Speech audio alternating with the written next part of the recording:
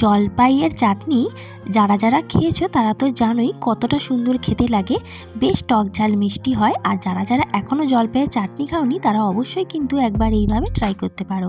তো জলপাইগুলোকে খুব ভালোভাবে ধুয়ে বোটা ছাড়িয়ে নিয়ে এরকম নুন জলে একটু সেদ্ধ করে নিতে হবে। যখন গাগুলো এরকম ফাটা ফাটা হয়ে যাবে তখন বুঝতে হবে খুব ভালোভাবে সেদ্ধ হয়েছে। আর অবশ্যই খোলা সমেত সেদ্ধ করতে হবে। আর এখানে একটা ভাজা মশলা রেডি করে নিলাম, 5 ফোড়ন, জিরে, ধনে আর মৌরি দিয়ে। তো এরপরে দেখুন ঠান্ডা হয়ে গেলে হাত দিয়ে ঠিক এইভাবে ভেঙে নেব। তো বীজগুলোকেও কিন্তু ফেলবো না, মুখে পড়লে বেশ ভালো লাগবে চাটনিতে।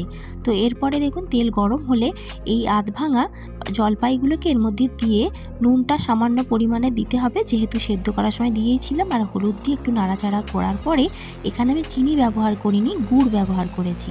তো গুড় দিয়ে এটাকে ভালোভাবে এরকমভাবে হয়ে যাওয়ার পরে দেখুন এর মধ্যে ভাজা মশলাটা অ্যাড করে দিলাম। জলপাইয়ের চাটনি একদম রেডি।